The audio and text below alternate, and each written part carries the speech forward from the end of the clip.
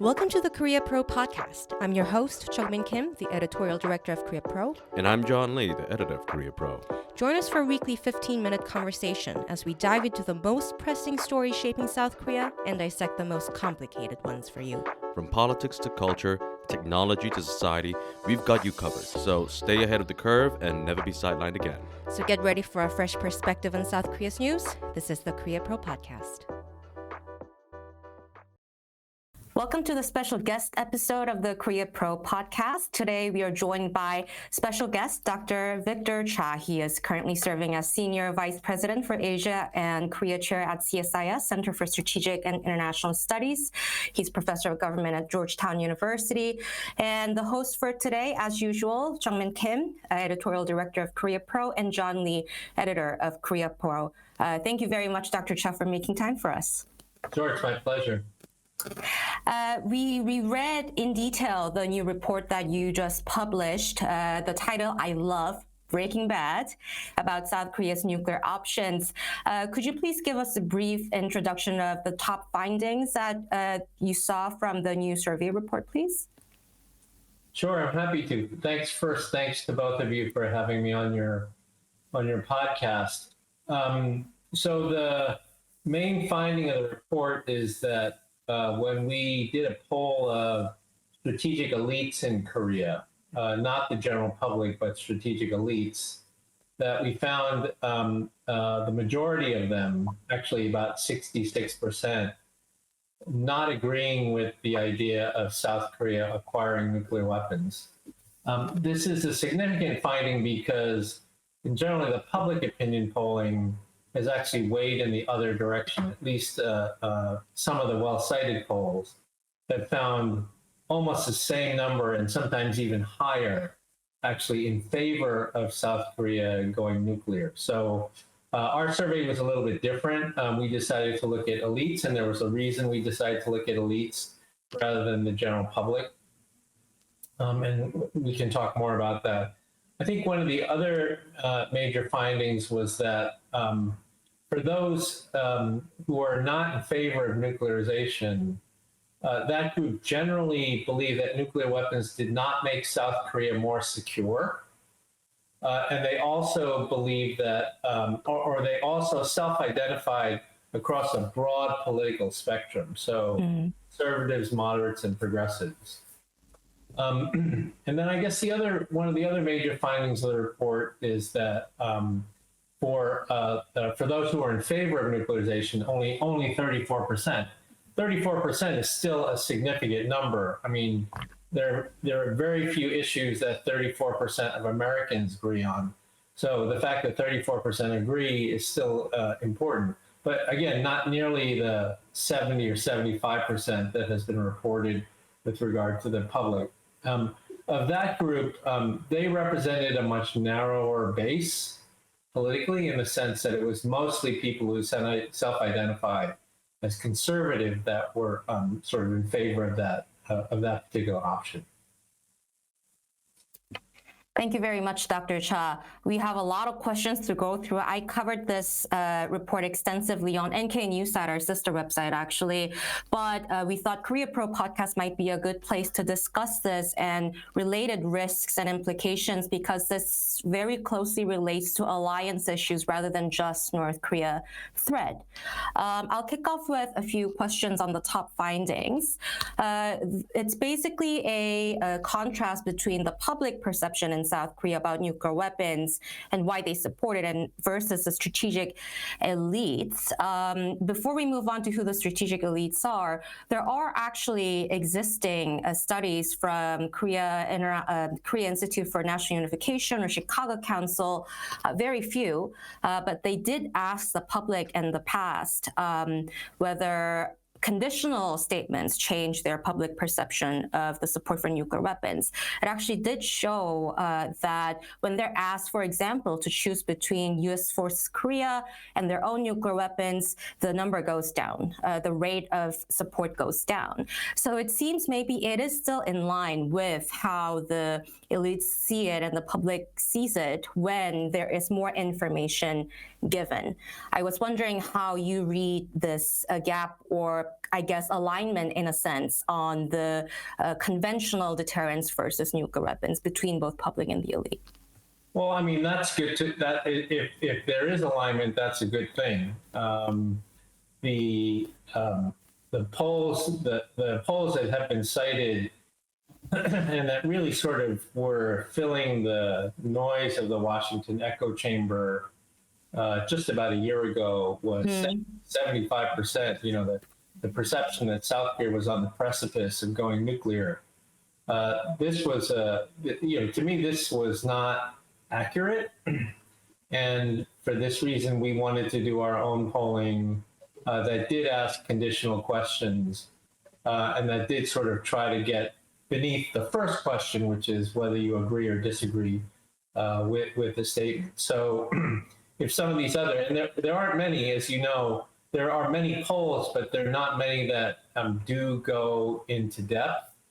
And of the ones that do, if they're showing similar findings, then I think that that's a good thing.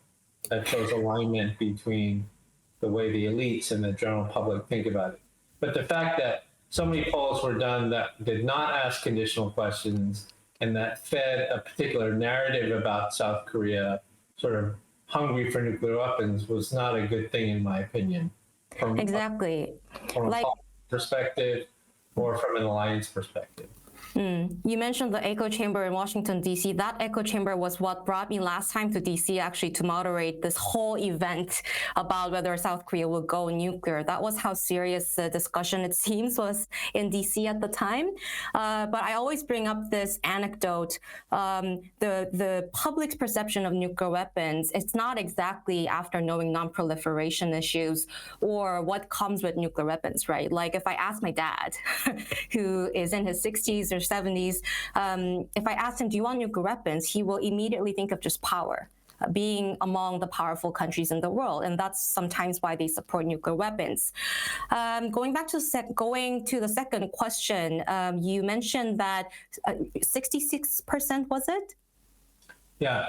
So 53% did not agree with the statement South Korea should acquire nuclear weapons. And then 13% were not certain. When you combine that 66% did not agree with the statement, or were not willing to accept the statement that South Korea should acquire nuclear weapons. I would like to focus on 50-something% of people who are directly, strongly against nuclearization of South Korea. I think maybe from my perspective, it was actually more interesting that half of these people, half of the people who disagree with South Korea going nuclear will turn their back when the fear of abandonment increases. And I was wondering what the threshold, I know this would have been difficult to find out through the survey, but what would be the actual threshold of that fear that will really tip the scale to make them change their mind? Is it as extreme as U.S. forced Korea withdrawal, or is it just a return of decoupling rhetoric that you mentioned in the report?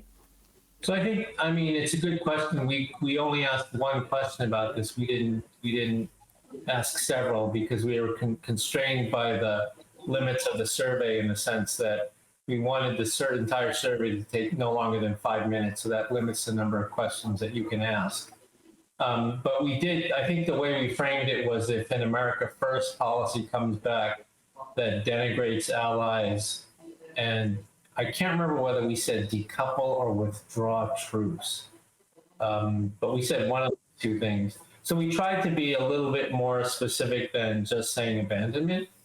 But I think, but regardless of how we defined it, to me, what the results said is that even the rhetoric matters. So words matter, particularly if they're coming out of the mouth of the President of the United States. Those words are interpreted as policy.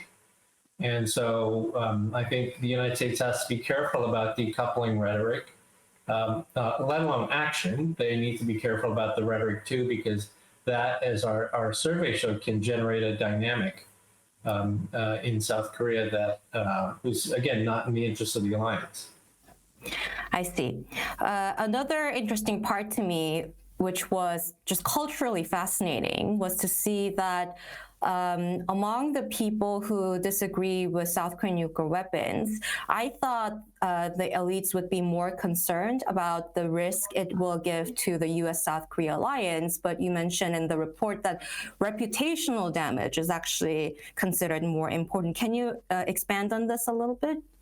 Yeah, so when we asked those who did not support going nuclear, we asked them why they felt that way. We gave them 4 choices to explain why. The first was damage to international reputation and sanctions. The second was damage to the alliance. The third, I think, was inciting security spirals on the Korean Peninsula, an arms race with North Korea. And then the fourth was inciting insecurity spirals in the region, in particular China and Russia. And not a majority, a plurality of responses said that the first one, damage to reputation and status, was the most important. And I think why that was important was that reflected a view among the elites that acknowledged how hard Korea has worked to achieve the international status that it has. As a member of the Non-Proliferation Treaty community, as one of the conveners of the first generation of nuclear security and safety summits during the Obama administration, having a gold standard 123 civilian nuclear agreement with the United States. I think they appreciated the role that Korea has played, and they also understand what has happened to North Korea with its decision to become a nuclear weapons state in terms of international sanctions and international isolation. And so that was really the top answer that people gave. A close second was, of course, damage to the alliance, but it was interesting to me because I would have thought that would have been the first. That would have been the first answer, but it was the second. That was what I thought as well. That was very interesting. You briefly mentioned that there is a partisan tendency in supporting nuclear weapons. The majority was conservative, I believe, and the bipartisans in opposing nuclear weapons. I wonder how you interpret this, the reasons for this trend, and how U.S. should probably engage with these each blocs potentially. So it wasn't surprising to me that those who wanted to go nuclear tended to be conservative. That's kind of what we see, out there in the expert community as well as in politicians. It tends to be more the conservative side that does that. I did not expect as bipartisan, nonpartisan a group on the non-nuclear side. I thought that might be, for example, more progressive. But it didn't perfectly evenly divide, but it was almost a third, and a third. So I think what that tells us is that a decision to go nuclear would be intensely political, and a decision to stay non-nuclear would not be political. I think from a U.S. perspective, if we care about non-proliferation, then the United States would want to do what it could to amplify that non-proliferation voice, confident in knowing that that is something that resonates with a broad spectrum of the Korean body politic and not just one particular group. I see. So I understand that the respondents were given this question to identify themselves, their political affiliation, but it was conducted anonymously, right?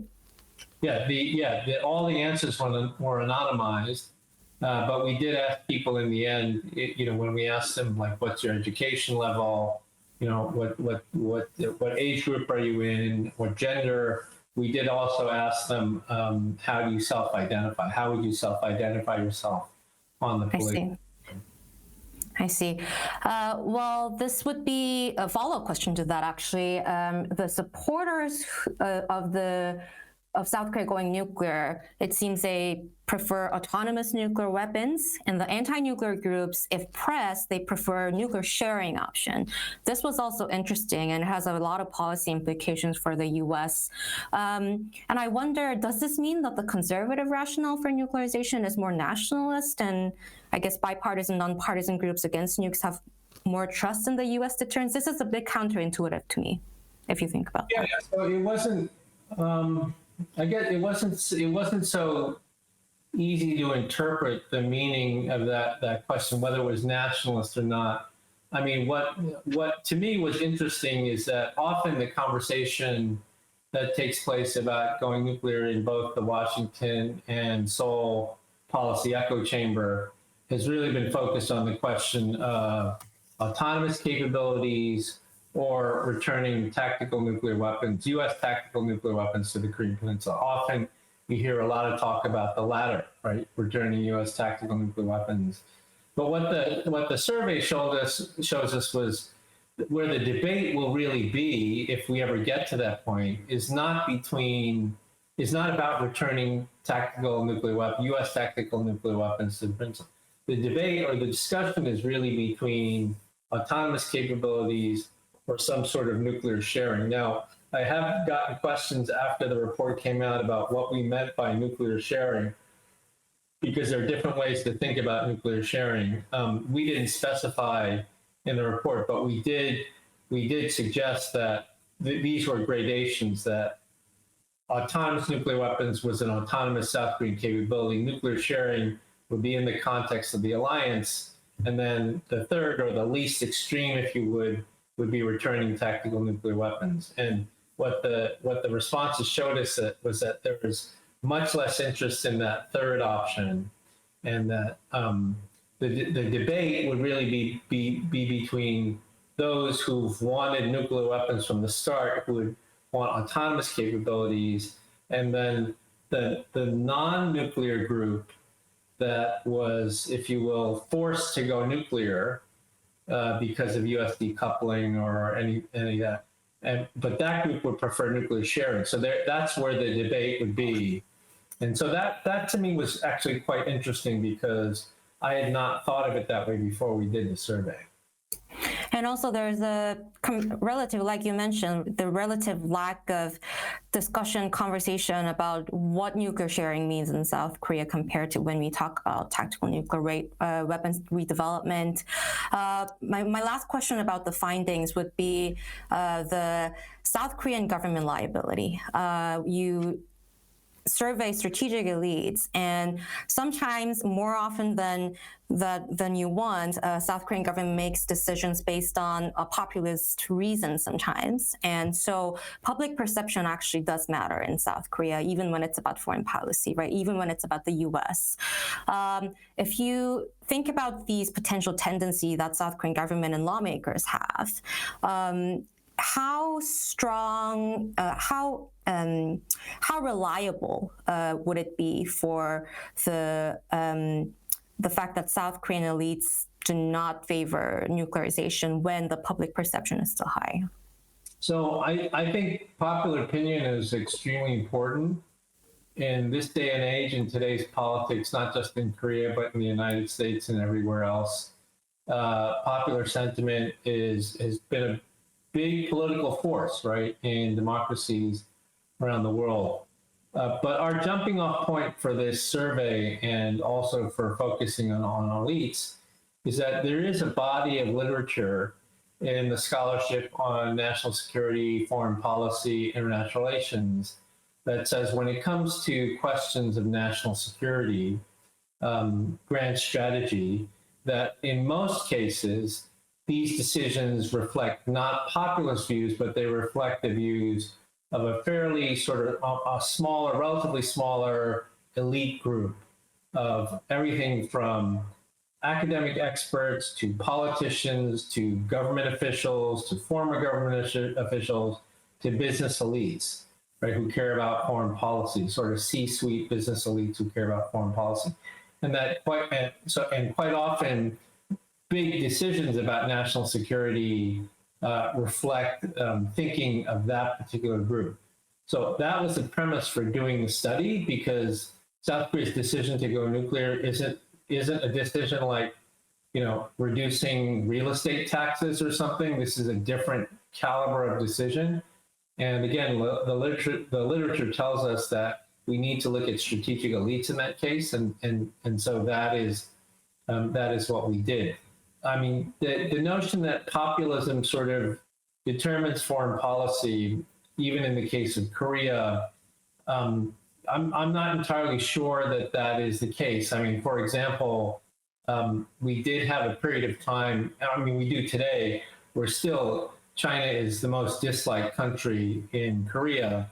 And yet in a previous administration in Korea, while that was the public sentiment, that was not the government policy. But the government policy was actually to engage China. And I would argue that in this past election, in which the ruling party, the incumbent party, got beat pretty badly, during that election campaign, you had the other side saying that South Korea should be neutral in the war in Ukraine and neutral with regard to Taiwan. But I would not interpret the win of the Democratic Party in the National Assembly to be a South Korean public, to translate into, or to be interpreted as being meaning that South Korea supports neutrality in Ukraine or neutrality in Taiwan. So that's why we wanted to focus on strategic elites. We did our best to try to get a good group that was fairly balanced politically. I can tell you the one thing it was not balanced in was in terms of education level, because, I mean, by definition, we were looking at elites, so that's a pretty biased sample in that regard. And so I think like 80% of our sample had a PhD. So in that sense, it was not unbiased, but then again, we were targeting that particular audience. Unlock the full Korea Pro experience by joining our community. Stay informed, stay ahead, and never miss a beat on Korean affairs that matter. Subscribe today and transform the way you understand Korea. Thank you very much. I was actually going to bring up the methodology issue, so this is a good leeway to discuss that. I will just discuss the motivations and limitations just a little bit and then move on to John's questions. When I covered this, I got immediate attention, DMs from various academics who read this report in detail. And they actually raised a few questions, and I just wanted to ask you directly head on, probably. Some of them questioned the motivation behind the report. Was this based on your ongoing concern about the Trump administration potentially returning? Because South Korea, the debate about nuclear weapons, it gone down a little bit recently for the past few months. So we were wondering what motivated you just contextually to bring up this study. No, it wasn't fear of a Trump administration. What really motivated us to do this was that there was sort of this prevalent view now in both Seoul and in Washington that South Korea was on the verge of going nuclear, and that I mean, well, the way we used to talk about it is that the discussion of South Korea going nuclear was usually something that came up at a conference, at the dinner after the third round of drinks. And now it's an issue that comes up first topic at breakfast, right? And so there was clearly a change in the way people were talking about it. And while I can certainly understand why people thought that way, because all these polls were coming out, and as you know, Jeongmin, we didn't just look at a couple of polls, we looked at all of them, right? We collected all 55 polls, everything that we could find on this. And it just seemed to me like this is not accurate. I mean, when we looked at the public opinion polls, as you said, some of them asked conditional questions and went further, but the majority of them just asked like one question. And it just didn't seem like, it seemed like there could be more work that could be done here. And so that's what really motivated it. The timing of it, like you said, this is a time when that issue was kind of quieted down a little. But and that's our own fault. Like we just couldn't get our act together to do this. You know, it was a project we did on our own. It was like a CSIS funded project, and so we were just a little bit late in doing this. But I'm glad that we did, and I think it offers some interesting finding. I'm glad that it just shows how many people read your stuff, right? Read Jeongmin's stuff, that you wrote something and you immediately got DMs on it. Like I didn't get DMs from anybody on it. Like nobody DM'd me on it. some people commented on it, but I'm glad that you got a response. Well, hearing that you're glad, I'll actually bring up some of the more DMs that I got about this and just ask you. Some people were concerned from how there could be a tendency in people, South Koreans, who are more comfortable and less comfortable answering sensitive questions posed by a U.S. think tank. Any thoughts about this?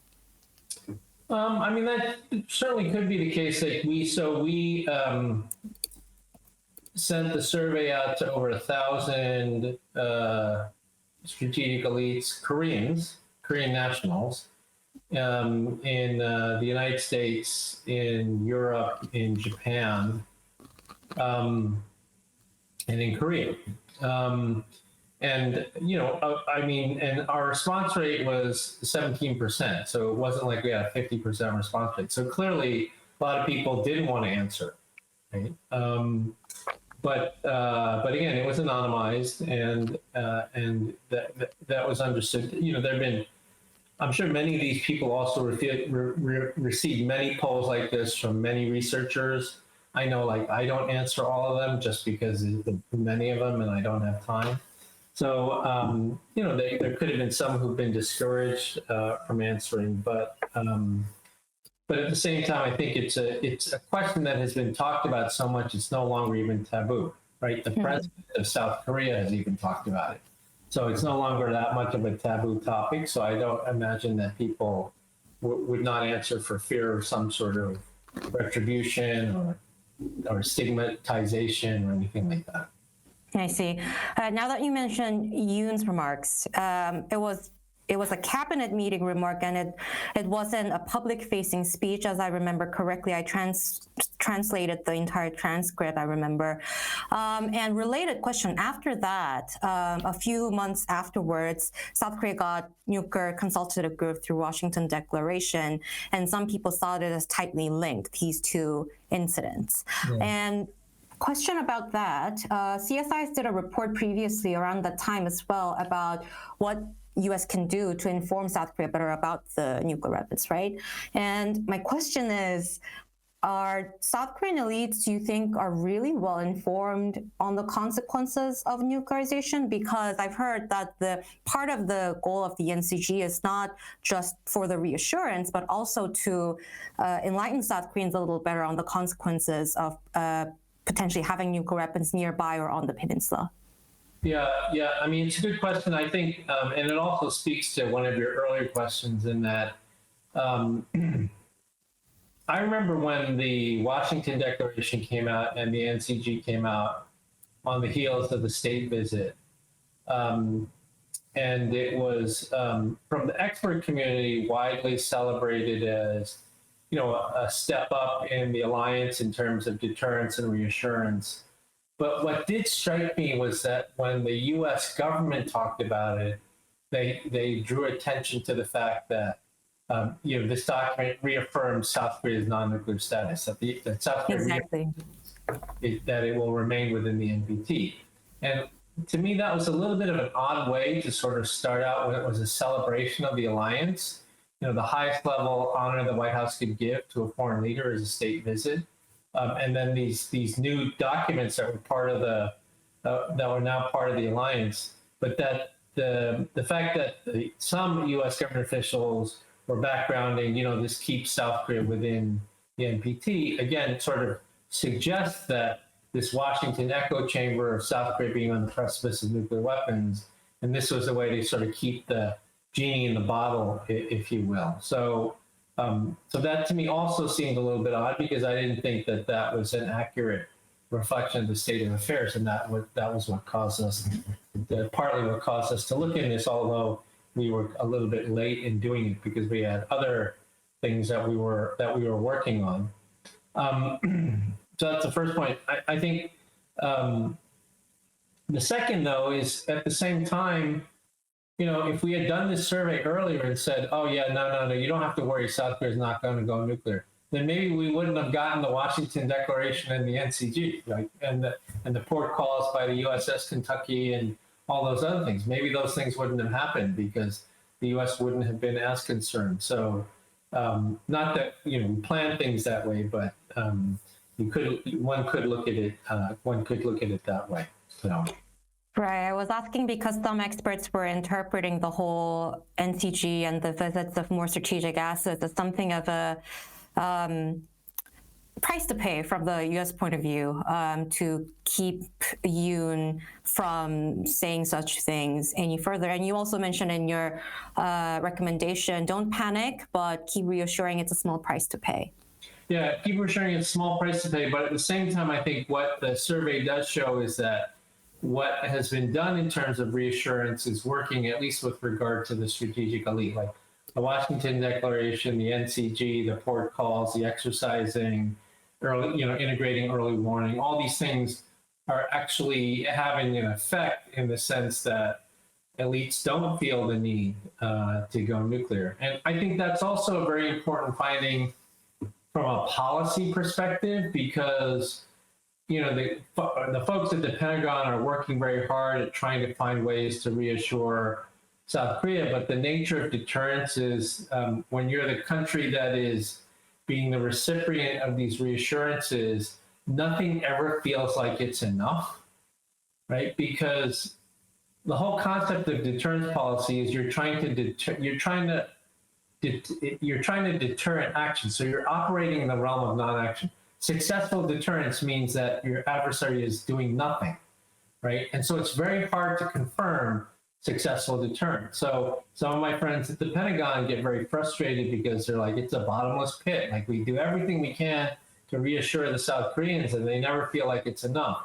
Well, this is in part to show that it's working, right? That at least for now, what is being done is answering the mail in terms of allowing at least Korean elites to feel secure enough and reassured enough that they don't see a need to go nuclear. So I think that's actually an important, that may, from a policy perspective, at least from the U.S. side, that may be the most important finding of the study. And while I didn't get DMs like you, Jeongmin, I did get responses from people in the U.S. government about the survey, because I think they appreciated it because there hasn't really been a study done like this that looked across the range of strategic elite, different types of strategic elites. And it made them feel like, okay, at least we think what we're doing is helping, right? So. Do you plan to do this on regular, semi-regular basis? Because this is a new type of survey and it was certainly fascinating, although like you mentioned, there are limitations that you have to handle. And if you do it again, do you have any plans to fix issues like a big margin of error, for example, and make people respond a little better? Yeah, I mean, we could. This was just a project we did on the side of all the other things that we're doing. I imagine that now that this has come out, there will be many others that will start to do their own studies on this, in part because, some of them probably just want to contradict Victor Cha, but I hope there are other studies that are done. I think we've got a lot of public opinion polling, we've got a lot of data there, but I think, if you include the KAIS, I think, survey of professors, which was done in Korea, of Korean professors. That's the only other elite survey that we were aware of. That one and ours are the only two that I know of. And so I hope others do. I hope others do this too. I hope that others do it. We don't have to hold a monopoly on this at all. Well, if any pollsters are tuning in today, please feel free to do your own version of studies to counter Victor Cha. and we will move on to John's questions now. John, over to you. Dr. Cha, thank you for your time. You spent a lot of time talking about South Korean elites and their perspectives of nuclear weapons. But I would like to ask you a question about the elites on your side of the Pacific Ocean. Now, Donald Trump's legal troubles notwithstanding, he still does have a chance to return to the White House. And unlike his first term, there seems to be a willing team ready to start working for him on day one. And at least in South Korea, one of the people that a lot of Koreans assume will be part of his cabinet is Eldridge Colby. And I'm not sure if you've read this interview, but he gave an interview at Yadap News not too long ago. And it was a very interesting one because he described the USFK in South Korea as being held hostages. And that in order for the U.S. to be able to prepare for any China-related contingencies, the USFK should be a bit more flexible. Now, he did not use the word withdrawal or decoupling, but I'm not quite sure what extent to that is. But the most interesting part of that is that to make USFK more able to handle Chinese threats, then all options should be on the table. That's what he said, all options, including South Korea's own nuclear armament.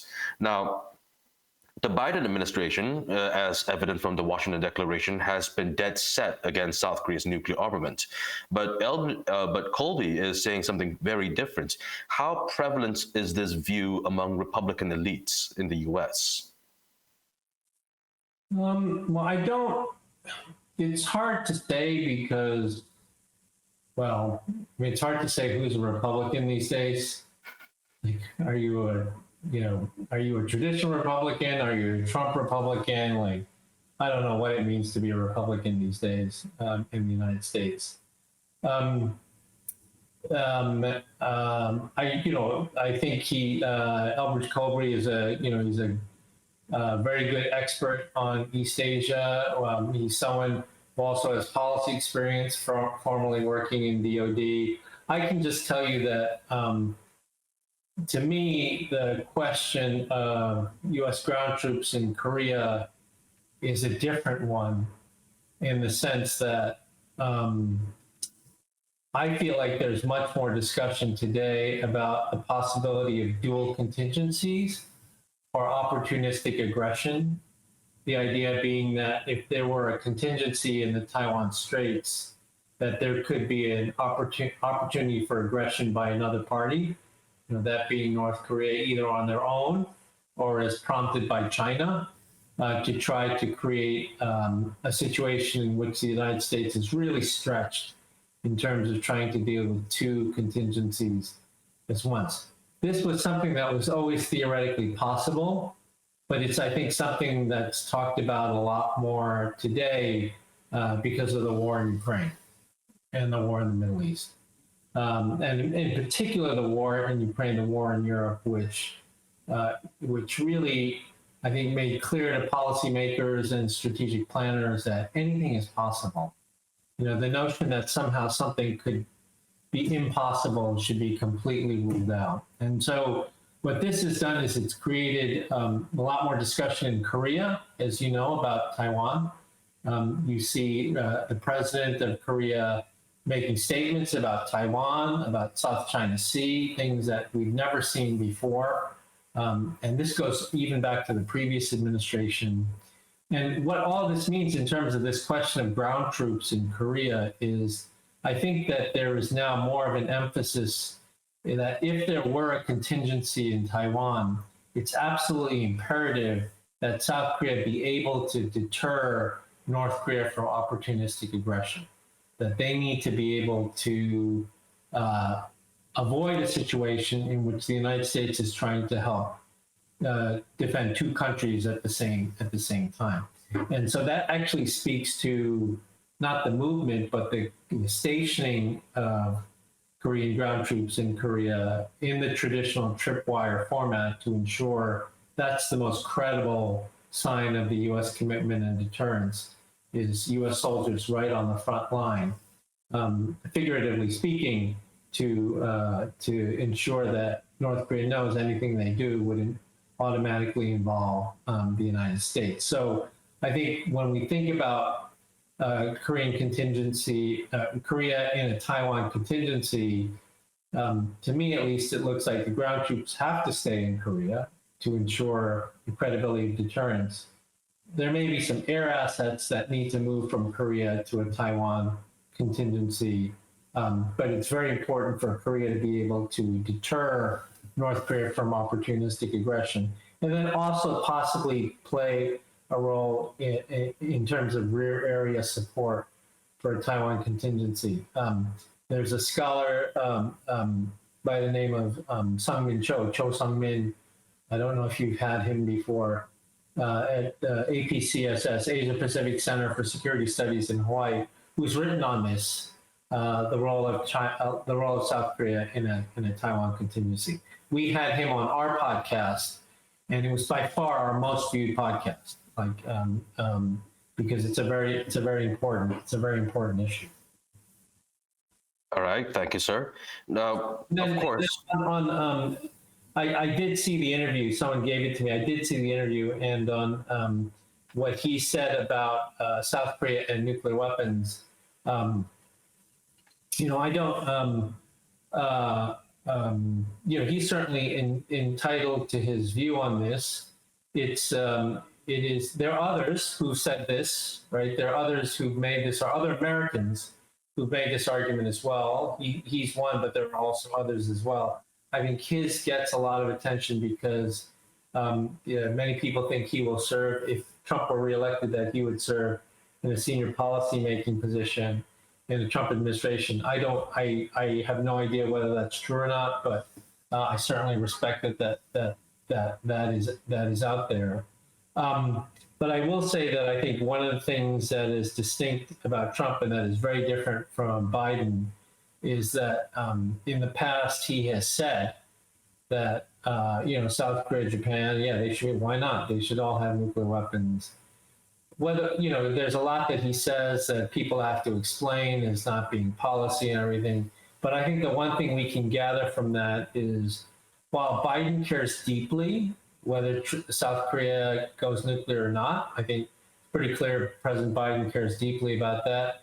I think it's pretty clear that President Trump does not care deeply about that.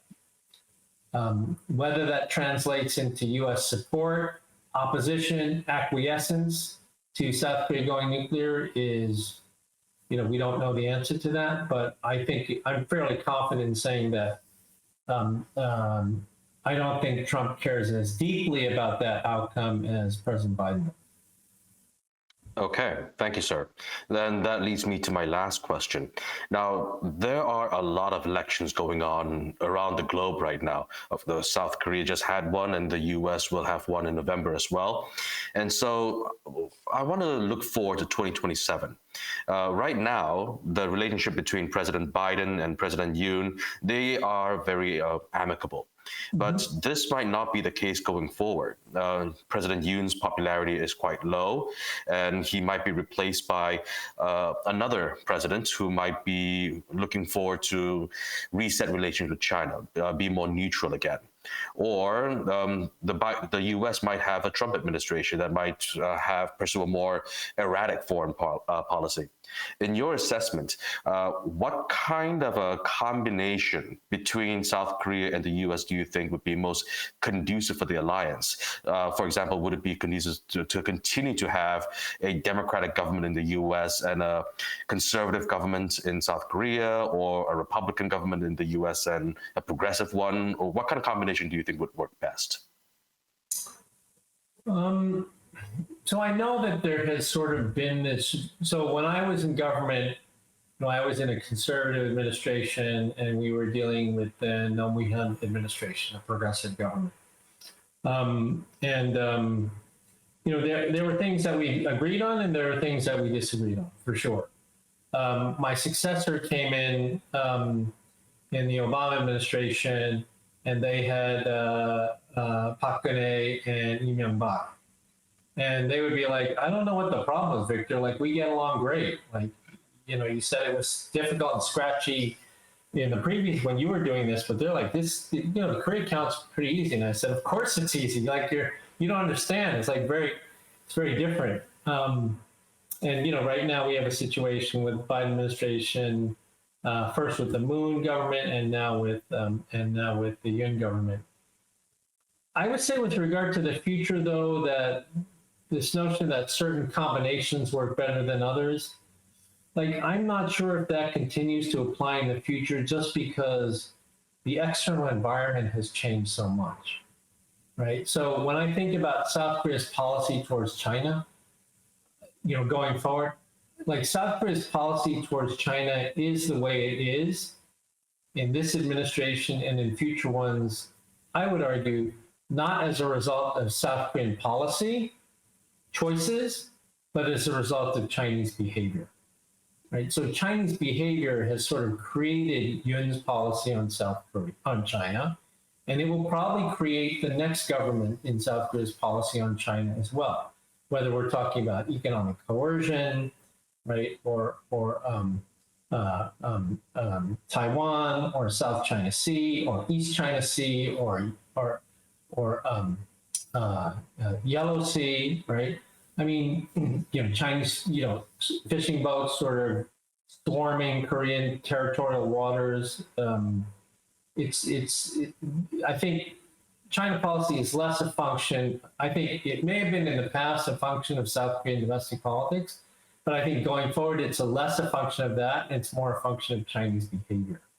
And that's the same with regard to the war in Ukraine and other things. Like the opposition party, as I said during the campaign, said that South Korea should be neutral in the war in Ukraine. I don't think that's a position that's supported by the general public, although I have not polled that. I don't know for certain, but I think the position that the South Korean government has taken on these issues is not simply a function of domestic politics or just President Yoon. I mean, I give President Yoon a lot of credit, but at the same time, I understand that all leaders are responding to their external environment. And so in this case, I think the external environment is very compelling, and it forces leaders to behave a certain way. Okay, thank you very much, sir. And that's the final question. Thank you very much for joining us on our show today, Dr. Cha. Any final remarks? No, I want to thank you both for having me on the program, for reading the report, and for writing on it. We really do appreciate it, and love to get as much feedback as we can. It was And I will let you know if anyone does amazing poll to counter you, Dr. Cha. That'd be great. Thank you. Thank you very much for your time. Thank you. And that's a wrap. Thanks for tuning in. If you want to know more, sign up for our daily executive briefings. We brief you on all you need to know from the past 24 hours and why they matter every morning in your inboxes. Don't forget to subscribe to our podcast for your weekly dose of insight. And until next time, I'm Jeongmin Kim. And I'm John Lay. Stay connected, stay informed, and we'll see you next time on the Career Pro Podcast.